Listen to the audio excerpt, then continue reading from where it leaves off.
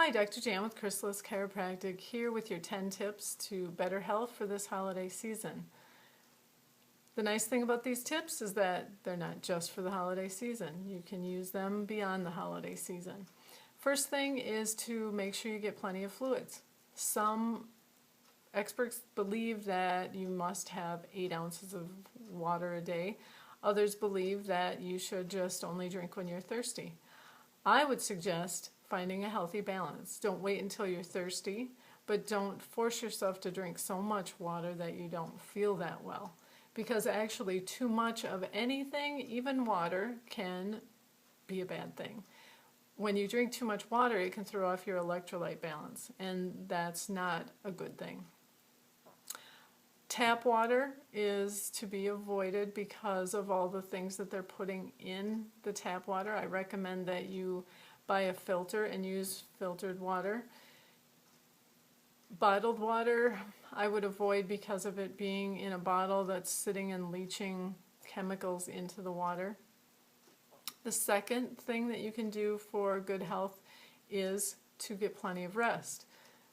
Making sure that you stay on a routine and not adjust your sleep patterns from one night to the next. Find a time that you can go to bed consistently every night and get into a pattern or a routine so that your body is aware that when these things happen, this means I'm getting ready to go to bed. So that's the next thing.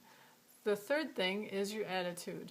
If you focus on negativity and how bad and awful things are, that releases chemicals in your body that contribute to illness and disease. If you can focus on the more positive things and stay upbeat, that releases positive chemicals that help your body stay healthy. The next thing, number 4, is nutrition. Each choice of what you put in your mouth will determine whether you're moving towards health or whether you're moving towards illness. Each choice that we make determines which path that we're going to be on. So, make a choice when you put something in your mouth, whether you drink it, you eat it. A lot of people don't remember that what we drink also contributes to our health. So, making sure that each time that you put something in your mouth that you're making a conscious choice of whether this is moving you towards health or illness and disease. The next thing is, number 5, to exercise. Our bodies were made to move. Now, I'm not saying that I need you to go out and run a marathon, but if you move 5 minutes more today than you did yesterday, that's going to move you towards health versus illness. So again, it's all about making choices. Moving 5 minutes today, then maybe you can move 10 minutes tomorrow, or maybe only 5 minutes for the whole rest of the week. It's still more than what you did today. So just adding that extra time to move your body is really important. The next thing is making sure that you are breathing in a proper manner. Now, most of us, when we breathe in our upper chest.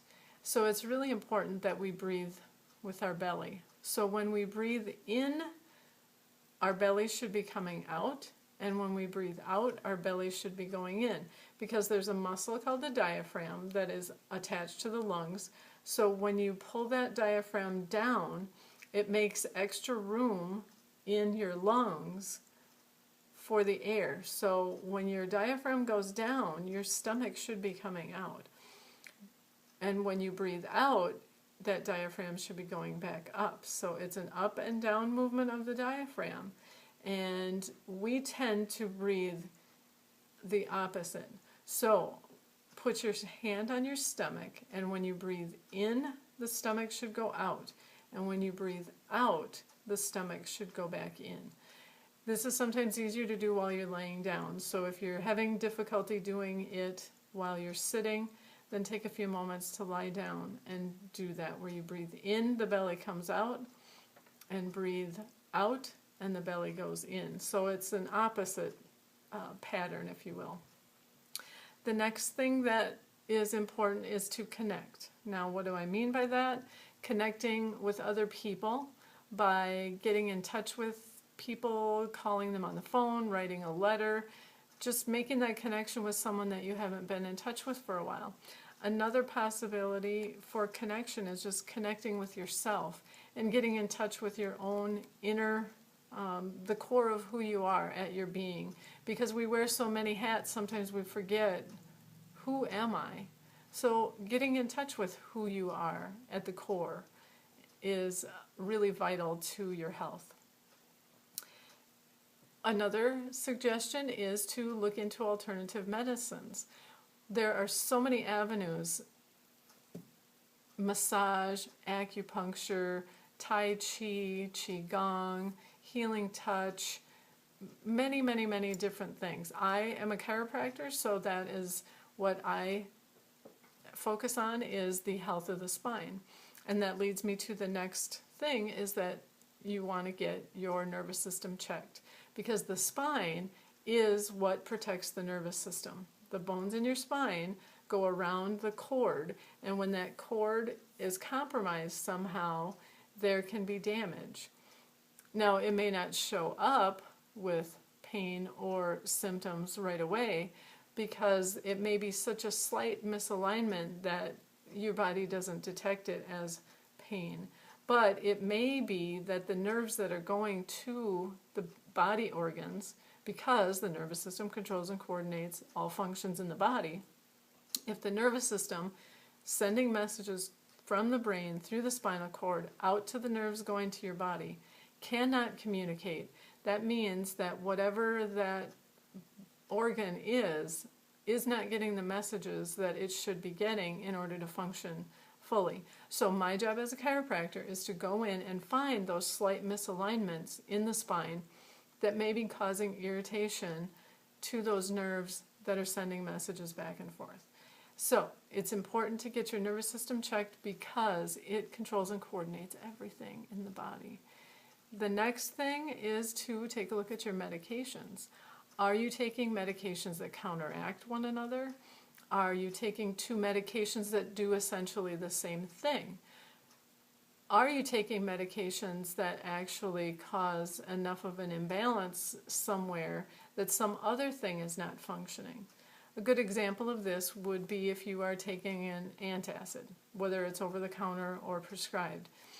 If you're putting nutrients into your stomach and you've reduced the stomach acid, your body cannot absorb the nutrients the way that it was designed to if you have changed the chemistry in the stomach. So talk with your pharmacist, talk with your doctor, review your medications, try to make sure that you're on the minimal amount that you need right now to get to the state of feeling better. I hope that these tips have been helpful. Have a great and wonderful holiday season.